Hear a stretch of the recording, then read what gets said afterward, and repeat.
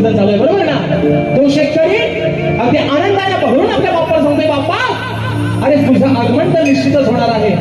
पण जे काही मी माझं छोटंसं रोपटं लावलंय ते तुझ्या आशीर्वादानं, तुझ्या चांगल्या आशीर्वादानं ते पूर्ण